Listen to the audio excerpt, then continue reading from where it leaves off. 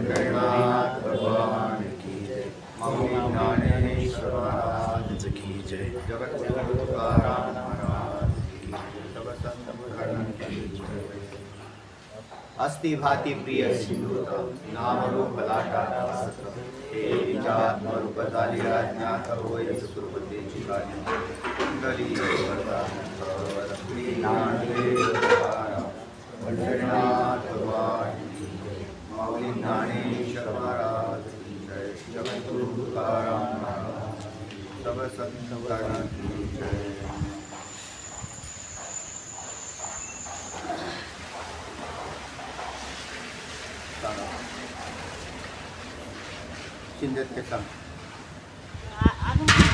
अर्थापत्ती प्रमाणाचं निरूपण चालू आहे. नैयायिकांनी अर्थापत्ती प्रमाण मानत नाहीत. ते केवळ व्यतिरेकी अनुमान, केवळ अन्वय अनुमान आणि अन्वय व्यतिरेक असे 3 प्रमाण मानतात. आणि त्यातलं त्यांनी अर्थापत्ती प्रमाणाचा अंतर्भाव केवळ व्यतिरेकी अनुमानात केलेला आहे. मग व्यतिरेक अनुमान म्हणजे काय, त्याचं स्वरूप काय, लक्षण काय, उदाहरण काय, अशी शिष्याने शंका विचारलेली. त्यात प्रथम त्याचं लक्षण सांगतात. हेतू साध्य अभावाच्या ठिकाणी हेतू अभावाचे व्याप्तीचं जे ज्ञान अन्वय व्याप्तीचं उदाहरण मिळत नाही आणि व्यतिरेक व्याप्तीचं उदाहरण मिळतं, त्याला व्यतिरेक अनुमान म्हणतात. व्यतिरेक अनुमान म्हणजे ते साध्य अभावामध्ये हेतू अभावाच्या व्याप्तीचे उदाहरण मिळते आणि अन्वय व्याप्तीचे उदाहरण मिळत नाही. उदाहरण सांगितले इतर भेदवती किंवा गंधवत्वात. इतर भेदवती मध्ये पृथ्वी इतर भेदवती, पृथ्वी इतर भेदवती मग त्याच्यात त्यांनी इतर भेद मध्ये त्यांनी नैयायिकांनी जे सप्त पदार्थ मानले, द्रव्य, गुण, कर्म, सामान्य, विषय, समवाय आणि अभाव, त्याच्यामध्ये द्रव्य घेतलं नाही आणि 9 द्रव्य मानलेत. पृथ्वी, आप, तेज, वायू, आकाश, काल, दिशा, आत्मा आणि मन. याच्यामधलं त्यांनी पृथ्वी नाही घेतलं. म्हणजे एकूण 16 असे 14 इतर भेद मध्ये हे 14 मानलेत त्यांनी. आणि मग त्यासाठी अनुमानाचा आकार सांगितलाय. यत्र यत्र गंधवत्व तत्र तत्र इतर भेद. मग याच्यामध्ये या अनुमानामध्ये अन्वय व्याप्तीचे उदाहरण मिळतच नाही. हे अन्वय व्याप्तीचं उदाहरण आहे हे अनुमान. आणि त्या मिळतच नाही कारण संपूर्ण पृथ्वी हाच पक्ष आहे. आणि मग त्याच्यामध्ये पृथ्वीच्या ठिकाणी पक्षाचं उदाहरण घेतलं जात नाही. गंधवत्वाचा आणि इतर भेदाचा अभाव नाही होणार, भाव राहील ना अन्वय व्याप्तीमध्ये. म्हणून मग ते उदाहरण त्याला हे होत नाही, असं सहचार होत नाही उदाहरणाचा. मग व्यतिरेक व्याप्तीचं उदाहरण मिळतं. आणि मग ते हे प्रसिद्ध व्यतिरेक व्याप्तीसाठी यत्र यत्र हेतू अभावा तत्र तत्र गंध अभावा यथा जले, हे यथा जलाचं प्रसिद्ध उदाहरण आहे म्हणतात. ते सहचार प्रसिद्ध आहे त्याच्यातला. बरोबर. महाराज इथं सहचार धरताना व्यतिरेक सहचार धरायचा ना. व्यतिरेकाच आहे ना उदाहरण. व्यतिरेकाचं तर व्यतिरिक सहचार. अन्वयाच्या उदाहरणात अन्वय सहचार होतो. इथं आपला विषय कशाचा आहे? व्यतिरेकाचा. मग इथं त्यांनी सांगितले उदाहरण याच्यामध्ये व्याप्य म्हणजे साध्य अभावात हेतू अभावाच्या व्याप्तीचे उदाहरण मिळतं. यथा जले उदाहरण मिळतं. पुढे मग ते साध्य त्यांनी अन्वयामध्ये साध्याला व्यापक मानले. हेतू हे आणि याला साध्य व्यापक आहे आणि हेतू व्याप्य आहे अन्वयामध्ये. आणि ते व्यतिरेकामध्ये त्याच्या साध्य आणि साध्य भाव याचा उलट केलेला आहे. मग तिथं साध्य व्यापक मानले आणि हेतू व्याप्य मानले व्यतिरेक अनुमानामध्ये. म्हणजे ज्या वेळेला व्याप्ती सांगायची त्या व्याप्तीच्या ठिकाणी कोणामध्ये कोणाची व्याप्ती, व्यापकामध्ये व्याप्याची का व्याप्यात व्यापकाची असं जर म्हटलं तर ज्या वेळेला व्यतिरेकी होतं तिथं फक्त उलट होतं. आणि अन्वयामध्ये साध्यच व्यापक असतं. हेतू हा व्याप्यच असतो म्हणून तिथं. पण ज्या वेळेला व्यतिरेकी उदाहरण काय केलं जातं त्यावेळेला त्याच्या हेतूमध्ये व्यापकाची म्हणजे साध्याची हेतूमध्ये काय केलेली आहे? व्याप्ती हेतूच्या ठिकाणी. पण ते करत असताना नायकांनी तिथं उलट केलेलं होतं. तर साध्य अभावामध्ये हेतू अभावाची व्याप्ती असं केलं त्यांनी. प्रथम न्यायिक जे आहेत त्यांनी. आणि मग ते त्याच्यावर त्यांनी दोष दिला की असं करता येत नाही. चला याचे पण दोन मते सांगितले. प्रथम प्राच्यांचं मत साध्य अभावामध्ये हेतू अभावाच्या व्याप्तीचं हे होतं, दर्शन होतं. म्हणजे साध्य अभावामध्ये हेतू अभावाच्या व्याप्तीचा सहचार सहचार दर्शन होतो. म्हणून म्हणजे हेतू अभावाचंच हा तर तिथंच चुकलेलं आहे. साध्य म्हणून अभावाचे दुसऱ्यांनी जो हेतू दोष दिलाय ना तो तिथंच दिलेला आहे. साध्य अभाव चुकलंय कुठं तरी इथं चुकलंय असं दुसरे नाही आहे की आहेत ते म्हणतात. नव्हे नाही नवे नाही. आणि ते नवे नाही हेतूपासून साध्याची अनुमिती मानतो. हा हेतूपासून साध्याची साध्याची अनुमिती पण बरोबर. आणि हे साध्य अभाव मध्ये सहचार म्हणजे तिथं अनुमिती मानतात थोडक्यात दोघांच्या मात्र इथपर्यंत झालेले. खालचं झालंय ना. माझ्याकडे ग्रंथ नसल्यामुळे त्यांनी काही कुणच केली नाही मला. इथपर्यंत झाले एवढंच झालं. एवढंच केलंय मग मी. खालचं आहे ना या पक्षावर झालंय ना. नाही, ते हा ते सांगितलं ना त्यांना सांगितलं सांगितलं पण ते नाही एवढं म्हणजे खालचं. या पक्षावर दुसऱ्या मताचे न्यायिक दोष देतात तो असा, ज्या पदार्थामध्ये ज्याच्या व्याप्तीचे ज्ञान होते, ज्या पदार्थामध्ये म्हणजे धुमामध्ये, दुसरे न्यायिक आहेत ना, धुमामध्ये ज्याच्या व्याप्तीचे ज्ञान होते म्हणजे वन्नीच्या, त्या हेतूपासून म्हणजे धुमापासून त्यात साध्याची म्हणजे वन्नीची अनुमिती होते. बरोबर आहे. परंतु ज्या पदार्थाचा परस्पर व्याप्यव्यापक भाव हाच जर मुळात जाणला नसेल, म्हणजे व्याप्यव्यापक भाव हा जाणला जात नसेल, तर मग त्या पदार्थांचा परस्पर हेतुसाध्य भाव म्हणजेच व्याप्य कोण हेतू आणि व्यापक कोण म्हणजे साध्य व्यापक आहे ना आणि व्याप्य हेतू आहे. जर व्याप्यव्यापक भाव जाणला तरच हेतू साध्य भाव देखील जाणला जाईल. आणि जर जाणला गेला नसेल, जर व्याप्यव्यापक भाव जाणलाच गेला नसेल तर हेतू साध्य भाव सुद्धा जाणला जाणार नाही. बरोबर आहे. अरे त्याच्यात जर यालाच व्याप्तीचं ज्ञान नाही झालं तर त्या ठिकाणी अनुमान होणार नाही. आता या दृष्टांतात व्याप्यव्यापक भाव, यावरील दृष्टांतात व्याप्यव्यापक भाव हा जर वस्तुता गंध आणि इतर भेद यांच्यात आहे असे सांगून हेतू साध्य भाव मात्र इतर भेदभाव आणि गंधभाव यांचा वस्तुता नसूनही म्हणजे वास्तविक आहे का नाही तरी सुद्धा आहे म्हणणे आश्चर्यकारक आहे. असा प्रकारचा दोष दिलेला होता की गंध आणि इतर भेद यांच्यात काय आहे व्यापक भाव आहे असं सांगून असं सांगितलं त्यांनी.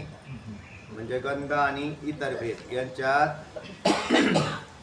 व्याप्यव्यापक आता सांगून मात्र इतर भेद अभाव, आता तिथं शब्दप्रयोग असा करायचा भाव नाही तर इतर भेद अभाव आणि गंधाचा अभाव यांचा वस्तुता नाही. हेतू साध्य भाव वास्तविक कोणाचा नाही, कोणाचा आहे गंध आणि इतर भेद यांच्यात आहे. आणि इतर भेद अभाव आणि गंध अभाव यांच्यात नाही, नसूनही आहे म्हणतात. आश्चर्य पण म्हणजे प्राच्य न्यायिकाने उलट केलेलं आहे. म्हणजे साध्य अभावास हेतू म्हटलेलं आहे आणि हेतूला साध्य अभाव म्हटलेलं आहे, असं उलट केलेलं आहे. त्याच्यात बदल न करता कोणाच्या ठिकाणी मानायचं एवढाच बदल केलाय. म्हणजे नवीन न्यायिक जे आहेत ना ते साध्य अभाव हा हेतूच्या ठिकाणी माना आणि प्राच्यांनी तो साध्याच्या ठिकाणी मानला, एवढा घोटाळा आहे. म्हणून त्याच्यावर आश्चर्यजनक म्हणतात. आणि वास्तविक गंध आणि इतर भेद यांच्यामध्ये काय आहे व्याप्यव्यापक भाव प्राच्य न्यायिक सांगतात. आणि असं सांगूनही इतर भेद अभाव आणि गंध अभाव यांच्यामध्ये मानतात. वास्तविक तिथं नाही. तर इथे हा थोडंसं आश्चर्यकारक झालं. म्हणजे मानायचंही एक म्हणजे गंध आणि इतर भेद यांच्यामध्ये काय म्हणला तर व्याप्यव्यापक भाव मानतात किंवा मानलेला आहे. तो दृष्टांतात वरच्या आलेला आहे तसा. गंध आणि इतर भेदांच्या मधला काय आहे व्याप्यव्यापक. आणि हेतू साध्य भाव, हेतू साध्य भाव मात्र इतर भेद अभाव आणि गंध अभाव यांच्या ठिकाणी वास्तविक नाही. तरी सुद्धा आहे म्हणतात. एवढा घोटाळा. तर इतर भेद अभाव आणि गंध अभाव यांचा हेतू साध्य भाव आहे का नाही? तर नाही. आणि ते मानतात, ते म्हणतात, ते आहे म्हणतात आणि वास्तविक नाही. याचा विचार केलेला आहे. पुढच्या पानावरती त्यांचं मत येतंय. कोणाचं? नव्वे. एवढ्याच करता वाचा.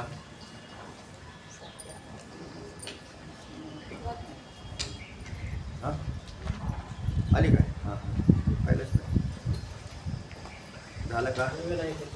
हां एवढंच करिता आता एवढ्याच करता एवढ्याच पदावर लिहिलंय त्यांनी. दुसऱ्या नायकांच्या मतास आरंभ झालेला आहे. म्हणजे त्यांनी पहिल्यांच्या मताचं त्यांच्याच भावकीचं प्राच्यांचं त्या ठिकाणी खंडन 100% नाही आहे, पण त्यांनी त्याच्या एवढ्या मुद्द्यावर खंडन केलं आहे. इतर भेद अभाव आणि गंध अभाव यांच्यामध्ये वास्तविक हेतू साध्य भाव नाही आणि त्यांनी मानलेला आहे, म्हणून हास्यास्पद झालं. हेतू साध्य भाव याच्यात मान्य गंध आणि इतर भेद. तर त्यांनी नाही. आता गंध आणि इतर भेद याच्यामध्ये सांगितलंय, पण मानताना मात्र अभाव इतर भेद अभाव आणि गंध अभाव यांच्यामध्ये वास्तविक काही नाही, हेतू साध्य भाव नाही, पण तरी तो मानला. तरी एवढ्या अंशामध्ये चुकलेले म्हणतात. एवढंच करता साध्य अभावामध्ये होणाऱ्या हेतू अभावाच्या सहचार दर्शनापासून आता एवढ्याच करता दुसरे म्हणतायत की साध्य अभावामध्ये, म्हणजे साध्य अभाव म्हणजे इतर भेद. साध्य कोण आहे? इतर भेद. आणि इतर भेद अभावामध्ये होणाऱ्या हेतू अभावाच्या हेत्वाभावाच्या म्हणजे गंधवत्वात त्याच्या सहचार दर्शनापासून देखील, त्यांच्या सहचार दर्शनापासून म्हणजे साध्य अभावामध्ये हेतू अभावाचा सहचार दर्शन, दोन्ही अभाव त्याच्यामध्ये दर्शनापासून देखील हेतूमध्येच कुठे साध्याच्या व्याप्तीचे ज्ञान होते असे मानले पाहिजे. आणि त्यांनी मानले कशामध्ये? साध्यामध्ये. म्हणजे हेतू अभावाच्या आपला हेतू साध्य अभावाच्या सहचार दर्शनापासून कशामध्ये मांडलं त्यांनी? साध्य अभावाच्या पहिल्याने प्राच्यांनी साध्य अभावामध्ये सहचार दर्शनापासून साध्यामध्ये व्याप्तीचा त्यांनी काय केलेला होता? ज्ञान मानलेलं. साध्यामध्ये जे मानलं ते चुकीचं आहे, तर हेतूमध्ये मानायला पाहिजे असं म्हणून नवीन ह्याच्यात हेतूच्या ठिकाणी पाहिजे, साध्याच्या ठिकाणी नाही पाहिजे. व्याप्याच्या ठिकाणी पाहिजे, व्यापकाच्या ठिकाणी नाही पाहिजे. व्याप्याच्या ठिकाणी मानावं लागेल. व्यापकाच्या ठिकाणी कसं मानता येईल? त्यांनी उलट मानले. एवढ्या अंशात चुकलेला आहे. म्हणून हेतूमध्येच असा हा जो शब्द आलेला आहे ना, तर हेतूमध्येच साध्याच्या व्याप्तीचे ज्ञान होते असे मानले पाहिजे. आणि त्यांनी कशामध्ये मांडलंय? साध्यामध्ये होते असं मानलेलं आहे. आता अन्वय आणि व्यतिरिकी या दोन प्रकारच्या अनुमानात इतकाच भेद आहे की जेव्हा हेतू साध्याच्या सहचार ज्ञानापासून हेतूमध्ये साध्याच्या व्याप्तीचे ज्ञान होते तेव्हा त्यास अन्वय अनुमान म्हणतात. असं केलं ते काय? हेतूमध्ये महत्वाचं इथं सुद्धा काय आहे? हेतू म्हणजे अन्वयी अनुमान म्हणतात ना, त्याच्यातही हेतूमध्येच साध्याच्या व्याप्तीचे ज्ञान होते ते अन्वयी. आणि प्राच्यांनी ते साध्यामध्ये मांडलेलं होतं. एवढा विषय चुकलेला होता, म्हणून यांनी दुरुस्ती करून एवढंच केलं. आता यांचं मत आहे ना हे याच्यात सांगतो अन्वय अनुमानात सांगतात. तर त्याच्यात या दोन प्रकारच्या अनुमानात इतकाच भेद आहे. म्हणजे नव्य आणि प्राच्यांच्या की जेव्हा हेतू साध्याच्या सहचार ज्ञानापासून हेतूमध्येच साध्याच्या व्याप्तीचे ज्ञान होते तेव्हा त्याला अन्वयी अनुमान असं म्हणतात. असं नवीन म्हणतात. आणि जेव्हा साध्य अभावामध्ये हेतू अभावाच्या सहचार दर्शनापासून हेतूमध्येच साध्याच्या व्याप्तीचे ज्ञान होते तेव्हा त्यास व्यतिरेक अनुमान म्हणतात. बस आता हेतूमध्येच अन्वयी अनुमान जसं हेतूमध्ये आहे तसंच, आणि जेव्हा साध्य अभावामध्ये हेतू अभावाच्या सहचार दर्शनापासून कोणामध्ये हेतूमध्येच साध्याच्या व्याप्तीचे ज्ञान होते तेव्हा त्याला व्यतिरेकी अनुमान म्हणतात. म्हणजे व्यतिरेकी अनुमान आणि अन्वयी अनुमान हे दोन्ही व्याप्याची ज्ञान व्याप्तीची ज्ञान कुठे होतात? हेतूमध्येच होतात हे सांगितलं त्यांनी. म्हणजे अन्वयी हे मानताना अनुमान मानताना तिथं म्हणजे सहचार पण अन्वयी सहचार मानावं लागेल आणि व्यतिरिकीमध्ये व्यतिरिकी सहचार मानावं लागेल ना. बरोबर, ते तर बरोबरच आहे. पण आता ते कुठे मानायचे? तर साध्यामध्ये न मानता हेतूमध्ये अन्वयी माना किंवा व्यतिरेकी माना, दोन्ही मध्ये हेतूमध्ये साध्याच्या व्याप्तीचं ज्ञान माना. मुख्य जोर कशावर दिलेला आहे त्यांनी? हेतूमध्ये. हे पद त्यातलं महत्वाचं आलेलं आहे. आता वरती परत वाचा, जेव्हा साध्य अभावामध्ये वरून वाचा. यांच्यामध्ये इतकाच भेद आहे. दोन प्रकारच्या अनुमान म्हणजे अन्वयी अनुमान आणि व्यतिरेकी अनुमान. जेव्हा हेतू साध्याच्या सहचार ज्ञानापासून हेतूमध्येच साध्याच्या व्याप्तीचे ज्ञान होते तेव्हा त्यास अन्वयी अनुमान म्हणतात. बरोबर आहे. हेतू साध्याचा सहचार, त्याच्यापासून हेतूमध्येच साध्याच्या व्याप्ती. साध्याची व्याप्ती कुठं आहे? हे कोणी सांगितलं? अन्वयी अनुमान. आता आणि जेव्हा साध्य अभावामध्ये हेतू अभावाच्या सहचार दर्शनापासून हेतूमध्येच साध्याच्या व्याप्तीचे ज्ञान होते. साध्यामध्ये नाही, हेतूमध्येच होते. तेव्हा त्यास व्यतिरेकी अनुमान. त्याला व्यतिरेकी अनुमान म्हणतात. असं दोघांच्या मधला हा फरक आलेला आहे. आणि दोन्हींच्यात म्हणून तुम्हाला उलट सुलट करण्याची गरज नाही म्हणतात. लक्षात आलं? पहिल्यांनी काय घोटाळा केलता?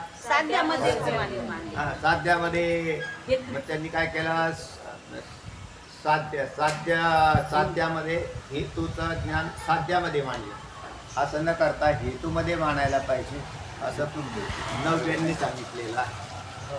आणि हे दोन्ही म्हणजे यांच्यातलाच घोटाळा आहे हा.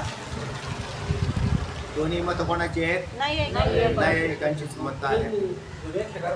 साध्य अभावामध्ये हेतू अभावाच्या व्याप्तीचे उदाहरण मिळते. साध्य अभावामध्ये हेतू अभावाच्या व्याप्तीचे उदाहरण मिळते. म्हणजे साध्य अभावामध्ये हेतू अभाव मानला असं म्हणून ते हास्यास्पद झालं. त्याचं उलट आश्चर्यजनक असं म्हणतात. वास्तविक साध्य अभावामध्ये हेतू अभावाच्या व्याप्तीचे ज्ञान कुठेही होत नाही. होतं का? त्यांनी काय केलेलं होतं? साध्य अभावामध्ये हेतू अभावाच्या व्याप्तीचे ज्ञान कुठे होत नाही. दोनची टीप काय दिली? जेव्हा साध्य अभावामध्ये हेतू अभावाच्या व्याप्तीचे ज्ञान होत असते तेव्हा ते साध्यापासून हेतू अभावाची अनुमितीच होती. म्हणजे हेतूची अनुमिती मानली तर तिथं अनुमितीच होते. केवळ हेतूपासून साध्याची अनुमती केव्हाही होत नाही. बरोबर, केवळ हेतू पासून साध्याची अनुमती केव्हाही होत नाही. हा पाठभेद आहे म्हणतात.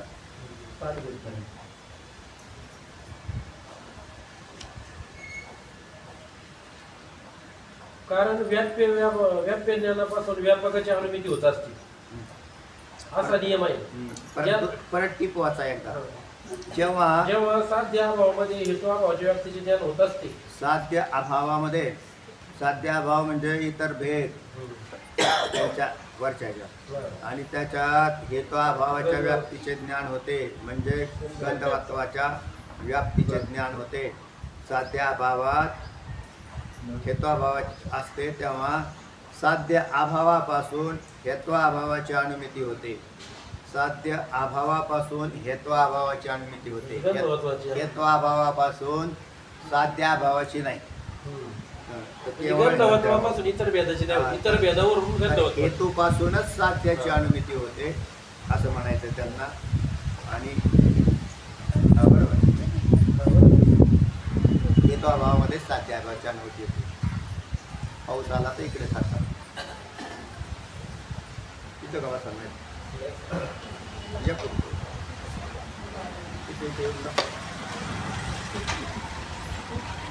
इकडची इकडे या.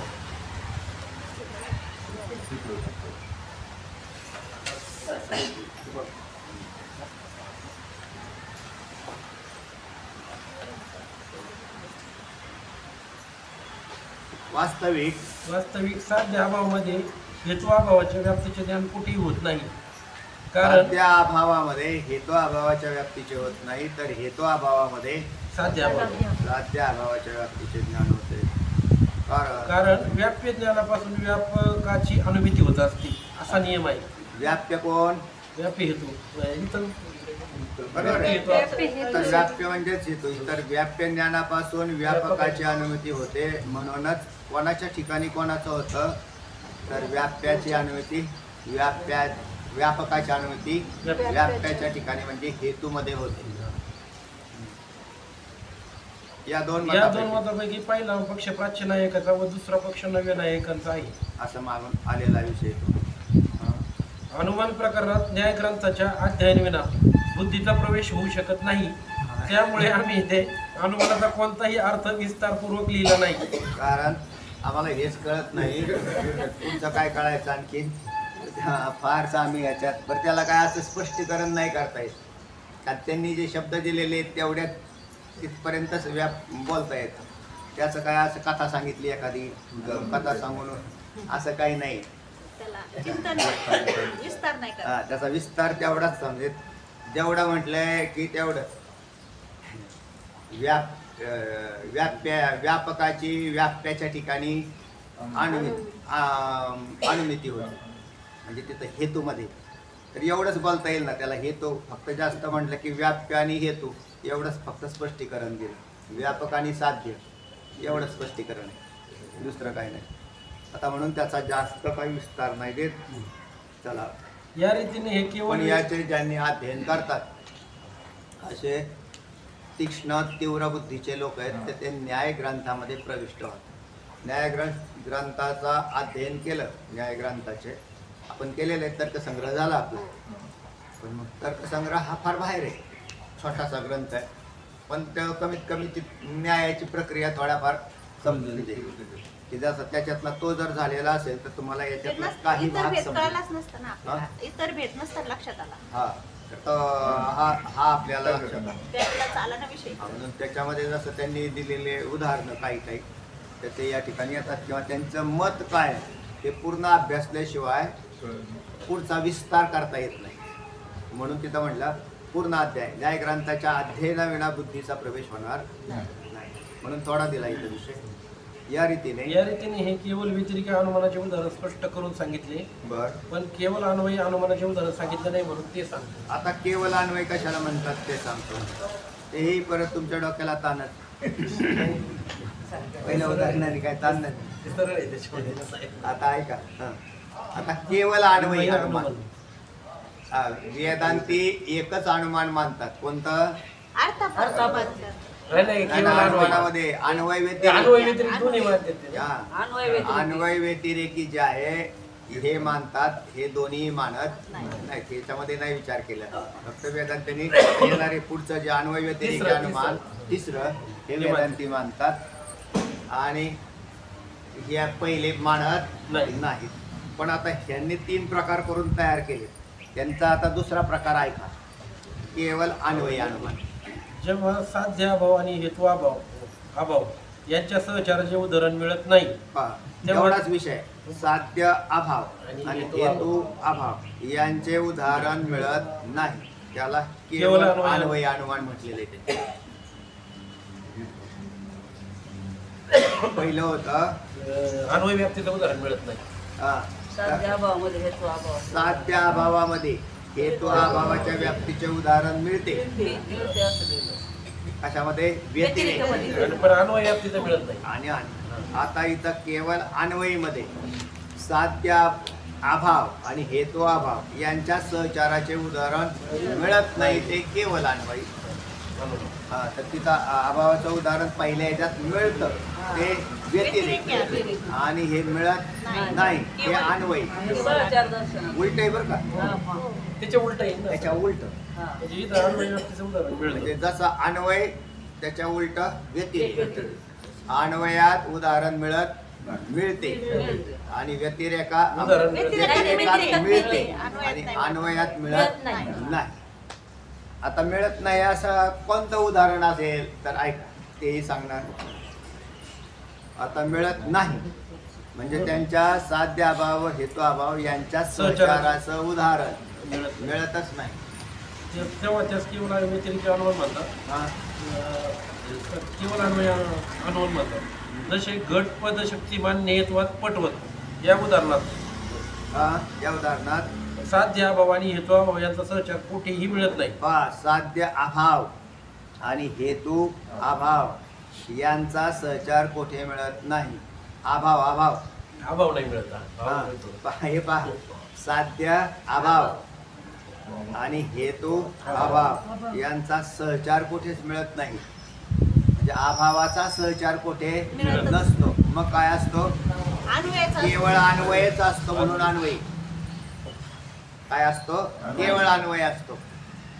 सहचाराचा अभाव कुठेच मिळत नाही. म्हणजेच काय असतो? सहचार असतो म्हणजे अन्वयच असतो.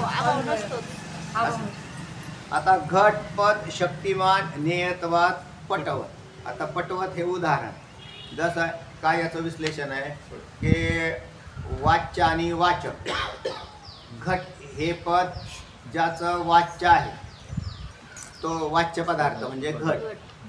पण घटाचं ज्ञान कोणी करून दिलं तर घट नावाच्या पदाने. म्हणून घट पद आणि घटाचा वाच्य यांच्यात नेहमी सहचारच असतो. त्यांच्या अभावाचं उदाहरण कुठेच मिळत नाही. त्यांचा अभाव म्हणजे घट हे पद उच्चारल्यानंतर नियमे करून घटाचंच ज्ञान व्हावं ही ईश्वरी इच्छा आहे असं नैयायिक म्हणतात. नैयायिकांनी इच्छा पदाच्या ठिकाणी शक्ती मानताना पदशक्ती प्रकरणात कुठे मानलेली आहे? ईश्वरी इच्छेला शक्ती असं मानतात. झाला विषय तर्कसंग्रह. म्हणून म्हटलं ज्याचा पाठीमागचा थोडा अभ्यास झालेला असेल की त्यांना घेतलं ज्ञान होईल. म्हणजे जसं वेदांत्यांनी पदाच्या ठिकाणी शक्ती मानली, वेदांत्यांनी पदाच्या ठिकाणी शक्ती मानली. म्हणजे तर ती शक्ती काय की पद घट हे पद उच्चारल्यावर नियमे करून घट या पदार्थाचंच ज्ञान व्हावं ही पदाच्या ठिकाणी शक्ती आहे. तेच जर न्यायिकांना विचारलं तर ते म्हणतात घट हे पद उच्चारल्यावर घट या पदार्थाचं ज्ञान व्हावं ही ईश्वरी इच्छा आहे.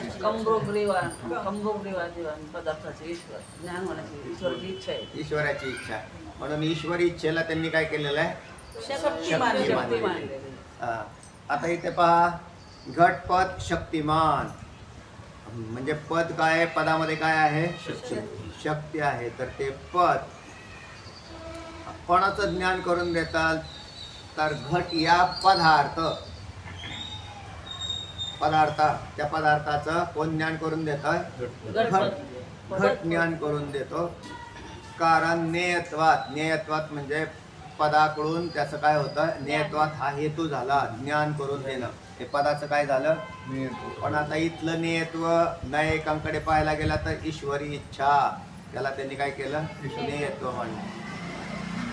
आणि उदाहरण पट, जसं पट हे पद उच्चारल्यानंतर सुद्धा नियमे करून पटाचंच ज्ञान व्हावं ईश्वरी इच्छा आहे. म्हणून पट या पद हे जे आहे ते नेयत्वात आहे. कशाचं ज्ञान करून द्यायला?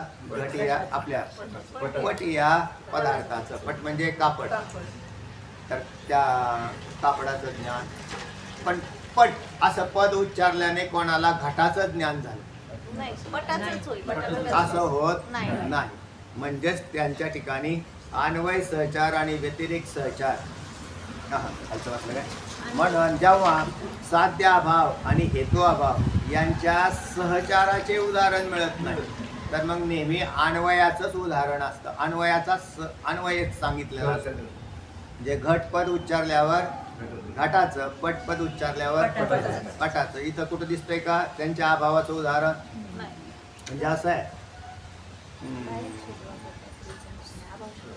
साध्य अभाव आणि हेतू अभाव या अहो तिथंच लिहिलंय त्यांनी की त्यांच्या उदाहरणच मिळत नाही तर तुम्ही उदाहरण काय सांगता? काय झालं? उदाहरण मिळतच नाही तर तुम्ही सांगताल कुठलं? म्हणून त्याच्याविषयी प्रयत्नच काही करता येत नाही. चला या उदाहरणात साध्या भाऊ आणि हेतू अभाव यांचा सहचार कुठेही मिळत नाही. गाड त्याचा अभाव कुठेही मिळत नाही. कारण न्यायमतात नियता आणि पदशक्ती सर्वत्र म्हणजे सर्व पदात असते, म्हणून अभावाच्या सहचाराचे कोणतेही उदाहरण मिळू शकत नाही. तर ज्ञेयता, न्यायमतात ज्ञेयता म्हणजे ज्ञान करून देण्याची शक्ती, ते पदशक्ती म्हणजे ज्ञेयता म्हणजे जे ज्ञान आणि पद यांची शक्ती सर्वत्र सर्व पदात असते. कारण सर्व पदात मांडली ना त्यांनी कोणतंही पद, कारण नियम करून ते पद झालं की तिथे ईश्वराची इच्छा आहे. कोणतंही उदाहरण लावून सगळ्यांच्या मध्ये काय आहे, म्हणून याला केवल अन्वयी अनुमान असं. अभाव असणं संभवणीच नाही ना. अभाव असणं शक्ती संभवनीय. राहणारच नाही ईश्वराची. तर ईश्वर, कारण ईश्वराने ज्या अर्थी पद निर्माण केलं पदार्थ की त्याच्यात शक्ती आली, ही ईश्वराची इच्छा आहे. म्हणून सर्व पदात असते. पदशक्ती कुठे असते? सर्व पदात असते. म्हणून अभावाच्या सहचाराचं कोणतंच उदाहरण मिळणार नाही. अभावाच्या सहचाराचं असं उदाहरण मिळणार नाही. आता मी तुम्हाला एखादं पद उच्चारून सांगतो. जसं एक पद उच्चारलं, ॲस्ट्रो असं पद उच्चारलं, तर ॲस्ट्रो हे पद उच्चारल्यावर तुम्हाला ज्ञान झालं का पदार्थाचं? त्याचं माहितीच नाही तो काय पदार्थ आहे. तर ही ईश्वराची इच्छाच नाही. तो पदार्थच माहिती नाही आम्हाला काय. कारण पद आणि पदार्थ त्याचं तिथं ज्ञान झालं का? नाही. का नाही झालं? ईश्वराची इच्छा. म्हणजे पदामध्ये जिथे जे पद उच्चारल्यावर त्याचं नियमीकरण ज्ञान होतं. तुळशी वृंदावन ईश्वरी इच्छा आहे. तुम्ही असं कोणतंही पद उच्चारलं, आता आपल्याला कितीतरी इतर भाषेचे शब्द आपल्याला माहितीच नसतात. समोरचा मनुष्य ज्या वेळेला बोलतो त्यावेळेला तो जे पद उच्चारतो त्या पदापासून जर आपल्याला ज्ञान झालं नाही, इतर भाषेचं होतं का ज्ञान आपल्याला? तो समोरचा असा बोलत राहतो, आपल्याला त्याचं ज्ञान नाही झालं. तर आपल्याला का नाही ज्ञान झालं? तर ईश्वरी इच्छा तिथे काम करते. त्या पदाची तिथे शक्ती काय नाही असं काही नाही, पण ती त्याचा विषय आहे. पण त्याच्या व्यतिरेकाचं उदाहरण मिळणारच नाही. म्हणून पद आणि पदार्थ इथे ज्या वेळेला ज्ञान होतं तर सर्वत्र सगळ्या पदांची ज्ञान होतं. नाहीतर जगात अनेक पद आहेत पण आम्हाला कुठं ज्ञान येतं? तर तिथं ईश्वरी इच्छा नाही. तुमच्या ठिकाणी तुमचे जे पद आहेत त्या म्हणजे ज्या पद आणि पदार्थ यांच्यामध्ये ते भाग लागलेला आहे. प्रत्येक पदार्थाला नाव आहे आणि त्या पदार्थांची ती नावं म्हणजे पद. ईश्वरी इच्छा आहे. म्हणून सर्वत्र कोणतंही पद नाहीतर म्हणून सर्व पदात असते. पदशक्ती ही सर्व पदात असते. म्हणून अभावाच्या सहचार्याचं उदाहरण मिळत नाही म्हणतात. चला तिसरं अन्वय व्यतिरिक अनुमान. जेव्हा अन्वय सहचार आणि व्यतिरिक सहचार अशी दोन प्रकारची उदाहरण मिळतात. आता अन्वय व्यतिरेकी अनुमान हे सोपं आहे. आता हे सोपं कसं काय आहे? तर तुम्हाला त्याचं ज्ञानच आहे म्हणून सोपं. कारण तुमचं झालेलं आहे.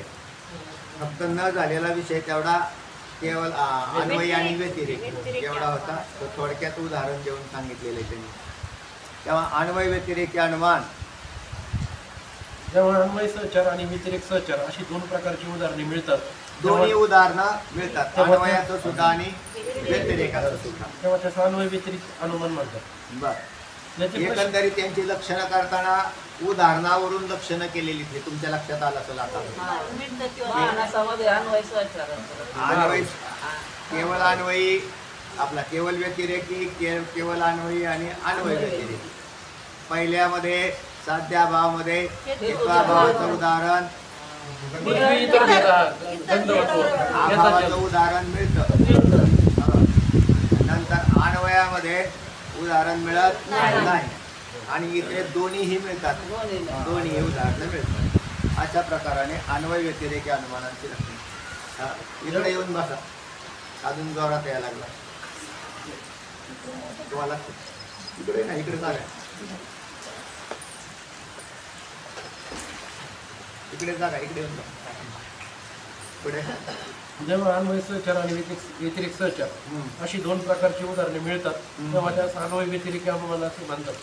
तेव्हा त्यास अन्वय व्यतिरेकी अनुमान असे म्हणतात की दोन्ही प्रकारची उदाहरणं त्या ठिकाणी मिळतात म्हणून. याचे प्रसिद्ध उदाहरण म्हणजे पर्वतो वन्यमान हे होय. आता हे प्रसिद्ध उदाहरण आहे, वेदांत शास्त्रामध्ये येतात की पर्वतो वन्यमान हे होय. म्हणजे पर्वतो वन्यमान धूमत्वात् यत्र यत्र धूमः तत्र तत्र वन्यः यथा. अशा प्रकारचं प्रसिद्ध उदाहरण आहे. त्याच्यामध्ये मी सांगितलं होतं, काय सांगितलं होतं, जलाशयाचं तर प्रसिद्ध उदाहरण. नाही नाही, आता इथलं हे की पर्वतो वन्यमान, पर्वत हा पक्ष आहे. नंतर पर्वतो वन्यमान हे प्रतिज्ञा वाक्य आहे.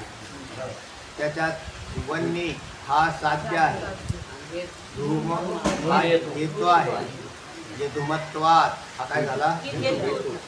आणि यत्र यत्र यत्र यत्र धूम तत्र तत्र वन्य. हा, तर त्याला काय म्हटलं, त्याला काय म्हटलं, हा तत्र तत्र वन्य हे वाक्य होय. हा, तर हे हेतू झाला, त्याच्यात हेतू वाक्य. अजून काय झालं, यथा मानसः काय झालं, उदाहरण झालं. चला, यास प्रसिद्ध अनुमान म्हणतात. या प्रसिद्ध अनुमानात अन्वय सहचाराचे उदाहरण म्हणजे मानस म्हणजे स्वयंपाकघर ह्या होय. आणि व्यतिरिक्त सहचाराचे उदाहरण म्हणजे महानृत म्हणजेच मानसरोवर हे होय. आता व्यतिरेकी महानृत, महानृत याचा अर्थ आहे महान सरोवर. त्या ठिकाणी म्हणजे असं आहे, ज्या वेळेला सकाळची वेळ असते ना, थंड वातावरण असतं आणि त्यावेळेला त्या सागरावरून आपल्या त्या सरोवरावरून वाफा निघतात आणि त्या वाफा सरोवराचं पाणी न पाहता लांबून पाहिल्या तर त्या वाफेवरून तुम्ही अनुमान असं केलं म्हणजे त्या वाफा धुमासारख्या वाटल्या ना. म्हणून या ठिकाणी काय आहे, वन्य आहे. असं असं तर इथं काय झाला, हेत्वाभास, आभास झाला. याला हेत्वाभास म्हणतात, हेत्वाभास म्हणतात. म्हणून हे उदाहरण मिळालं तुम्हाला. कुठलं व्यतिरेक वास्तविक अग्नी नसताना अग्नीचा भास झाला म्हणजे ज्ञान झालं, तर तिथं हे उदाहरण मिळालं. आणि स्वयंपाकघरामध्ये वन्नीच्या ठिकाणी म्हणजे स्वयंपाकघरात जो धूम पाहिला म्हणजे धूर पाहिला, तर तिथं वन्य आणि धूर, आपला वन्य आणि धूर यांचा सहचार त्या ठिकाणी पाहिलेला आहे, अन्वयाचं उदाहरण. तर अशी दोन्ही उदाहरणं या ठिकाणी मिळत राहतात. परत एकदा वाचा, परत वरून अन्वय व्यतिरेकी अनुमान. जेव्हा अन्वय सहचार आणि व्यतिरिक्त सहचार अशी दोन्ही प्रकारची उदाहरणं मिळतात तेव्हा त्यास अन्वय व्यतिरिकी अनुमान असे म्हणतात. त्याला काय म्हणतात, अन्वय व्यतिरेकी. दोन्ही प्रकारचे उदाहरण. आता याचे प्रसिद्ध उदाहरण पर्वतो वन्यमान हे अन्वय व्यतिरिकी. कारण पर्वतो वन्यमान धुमत्वात् यथा मानसः याच प्रसिद्ध अनुमान म्हणतात. याला प्रसिद्ध अनुमान असं म्हणतात. या प्रसिद्ध अनुमानात अन्वय सहचाराचे उदाहरण म्हणजेच मानस म्हणजे स्वयंपाकघर हे होईल. बरोबर. आणि व्यतिरिक्त सहचाराचे उदाहरण म्हणजे महानृत म्हणजेच मानसरोवर म्हणजे सरोवर. तर तेव्हा अशा प्रकारची दोन्ही उदाहरणं या ठिकाणी मिळाली. आणि वेदांती अशा प्रकारचं हे अनुमानामध्ये केवळ अन्वय म्हणजे हे जे आहेत अन्वय व्यतिरेकी अनुमान असं अनुमानामध्ये मानलेलं आहे. म्हणजे अनुमान प्रमाणाच्या अंतर्गत अन्वय व्यतिरेकी अनुमान मानतात. केवळ व्यतिरेकी अनुमान वेदांती मानत नाहीत. चला, शिष्य महाराज अन्वय सहचार व व्यतिरिक्त सहचार म्हणजे काय, त्याचे स्वरूप काय हे मराठी समजले नाही. सांगा. अन्वय आणि व्यतिरेक असे दोन शब्द आहेत. आणि सहचार म्हणजे दोघांचं एकत्र असणं, याचं नाव काय आहे, सहचार. आता असणं याला अन्वय म्हणतात आणि व्यतिरेक म्हणजे नसणं. पहा कसं आहे, ऐका. सांगतो आहे हेतूमध्ये साध्याच्या व्याप्तीचे जे उदाहरण त्यास अन्वय सहचार असे म्हणतात. आता हेतूमध्ये साध्याच्या व्याप्तीचे, हेतूमध्ये धुमामध्ये साध्याच्या व्याप्तीचे, वन्नीच्या व्याप्तीचे जे उदाहरण त्याला अन्वय सहचार म्हणतात. कसं? हेतूमध्ये म्हणजे धुमामध्ये साध्याच्या म्हणजे वन्नीच्या व्याप्तीचे जे उदाहरण. साध्यामध्ये हेतूची व्याप्ती नाही सांगितली. हेतूमध्ये साध्याच्या म्हणजे नवे प्राचीन आहे का म्हणणं नाही. तर हेतूमध्ये साध्याच्या व्याप्तीचे जे उदाहरण त्याला अन्वय सहचार. जसे जेथे धूर असतो तिथे वन्नी सुद्धा असतो. बर, जेथे जेथे वन्य असतो तेथे तेथे धूर असतो. नाही व्यापक म्हणून जिथे जिथे वन्य असतो तिथे तिथे धूर असतो असं नाही. तिथं उदाहरण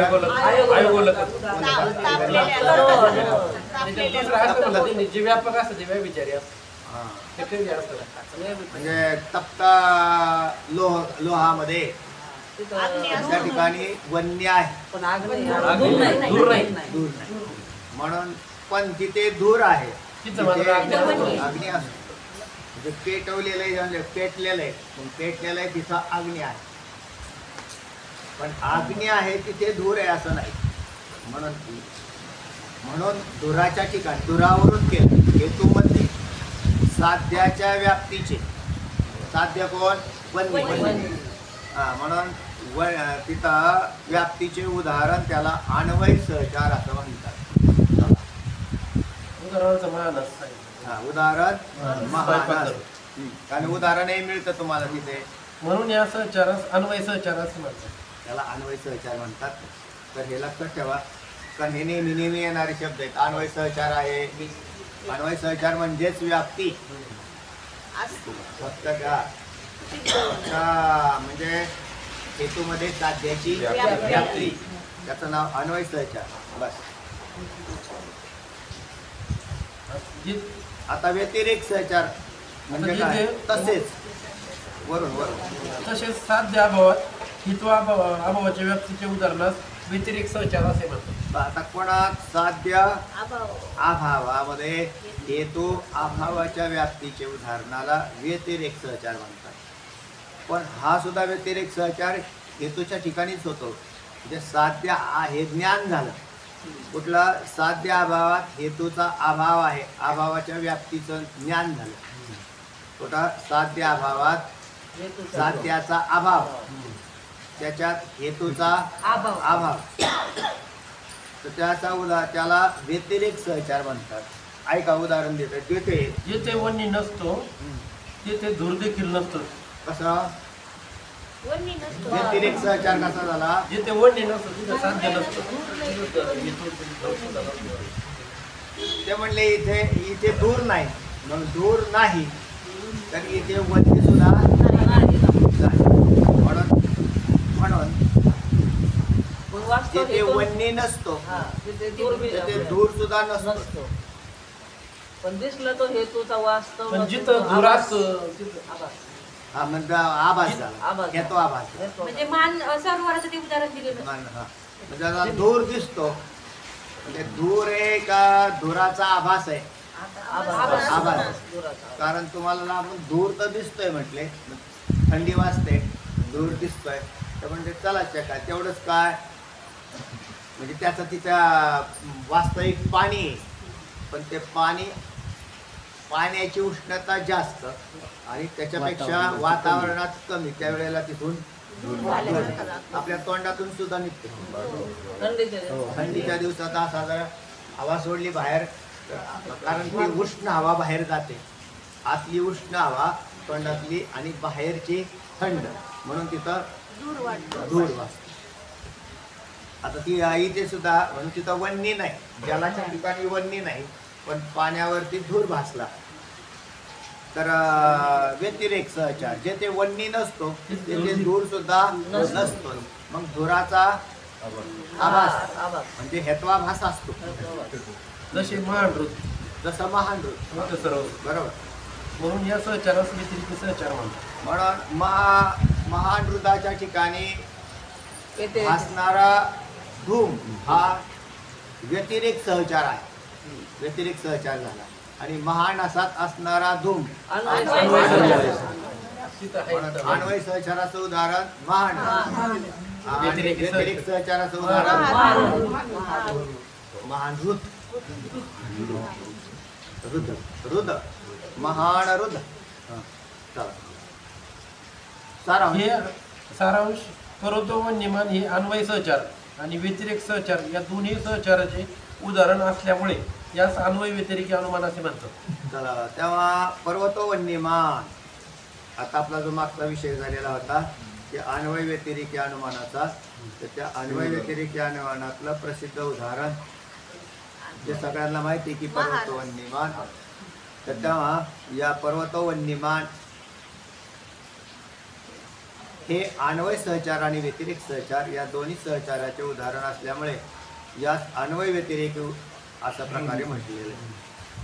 अशा रीतीने नाही केवळ व्यतिरिकी, केवळ अन्वयी आणि अन्वय व्यतिरिक्त असे 3 प्रकारचे अनुमानी मानतात. 3 प्रकारच्या अनुमान नैकांनी मांडली. वेदांती फक्त एक अन्वय, एक अन्वय व्यतिरिक्त. तर वेदांत रीतीने फक्त एक अन्वयी अर्थात अन्वय व्यतिरिक्त. अन्वय म्हणजेच अन्वय व्यतिरिक्त असं केलेलं आहे बरं का. म्हणजे त्यांनी एकाचा अंतर्भाव केला. एकामध्ये अंतर्भाव केला. त्याला अन्वयी म्हणजे अन्वय व्यतिरिकी. वेदांतात अनुमानाचा आणि अर्थापत्तीचा अंगीकार आहे आणि स्वतंत्र अर्थापत्ती प्रमाणाचा अंगीकार केलेला आहे. नैयायिक अर्थापत्तीचा अनांगीकार असं पाठीमागं म्हटलं होतं. ते व्यतिरेकी अनुमान. व्यतिरेकी अनुमान. तर ते अंतर्भाव व्यतिरिक्त अनुमान, त्यांनी व्यतिरिक्त अनुमान मानलंच नाही. मानलेलं नाही. काय म्हणतात ऐका. वेदांत मतात केवळ व्यतिरिकी अनुमानाचे प्रयोजन या अर्थापत्ती प्रमाणाद्वारा सिद्ध होते हे मागे सांगितलेच आहे. आता मागं तुम्हाला सांगितलंय म्हणतात. काय म्हटलंय की वेदांत मतात केवळ व्यतिरेकी अनुमानाचे प्रयोजन या अर्थापत्ती प्रमाणाद्वारा सिद्ध होते. मग म्हणून अर्थापत्ती केलं आणि किचकट असणारं व्यतिरेकी अनुमान. व्यतिरेकी अनुमान काढून टाकू. याचा अर्थापत्ती स्वतंत्र केलं. आणि अर्थापत्तीचं भाग सांगताना सांगितलं सुद्धा होतं तुम्हाला. अर्थस्य आपत्ती. संपाद्यावरून संपादकाची हे मानलं, अर्थापत्ती मानली. उपपाद्याच्या प्रत्यक्षावरून उपपादकाची केलेली कल्पना. संपाद्यावरून संपादकाची केलेली कल्पना. तर आता तुम्हाला तो विषय सांगायला सुरुवात करते. रात्रीचे भोजन. रात्रीच्या भोजन हे काय हे अर्थापत्ती प्रमाई. रात्रीचा पूर्वी समोर दिसणारी पुष्टी उष्णता हे प्रमाणे. उपपाद्य उपपादक भोजन आणि उपपाद्य गोष्टी. म्हणून उपपाद्याच्या प्रत्यक्षावरून उपपादकाची केलेली कल्पना तिथं अर्थापत्ती होत आहे. कसं आहे ते ऐका. आता वेदांत मतात अजून पुढे येणार आहे ते. वेदांत मतात केवळ व्यतिरिक्त अनुमानाचे प्रयोजन या अर्थापत्ती प्रमाणाद्वारा सिद्ध होते मागे सांगितले आहे. अर्थात इतर भेद असल्याविना गंधवत्ता ही संभवत नाही. अर्थात इतर भेद असल्याविना गंधवत्ता गंधत्व आणि गंधवत्ता वत्ता म्हणजे सत्ता त्याचे अधिकरण. तर गंधवत्ता ही संभवत नाही. इतर भेद असल्याविना गंधवत्ता ही संभवत नाही. तर म्हणून गंधवत्तेची अनुपपत्तीच इतर भेदाची कल्पना करविते. अनुपपत्ती म्हणजे नसणं. उपपत्ती म्हणजे त्याची अनुपपत्ती झाली तिथे. गंधवत्तेची अनुपपत्ती म्हणजे गंधवत्ता त्या ठिकाणी नाही, नसणं, अनुपस्थिती. बरोबर आहे. अनुपपत्तीच म्हणजे अनुपस्थिती.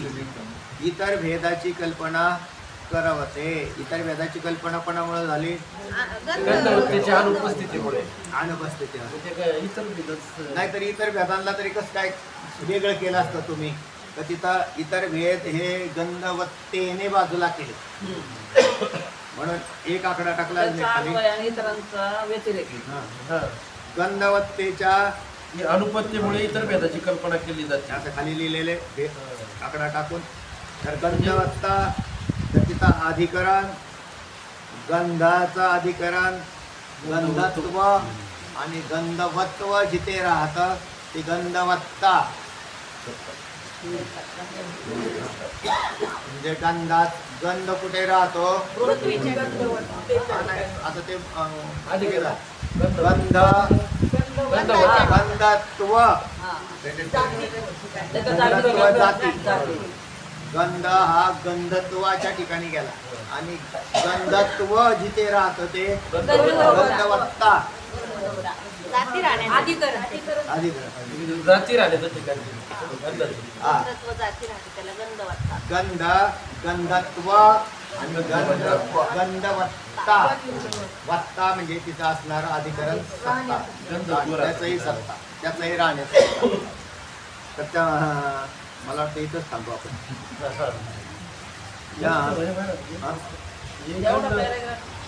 इतर भेदाची जे प्रमा केली अर्थापत्ती प्रमा केली तिथं गंधवत्त हे तिथं उपपादक मानलं त्यांनी, उपपाद्य मानलं.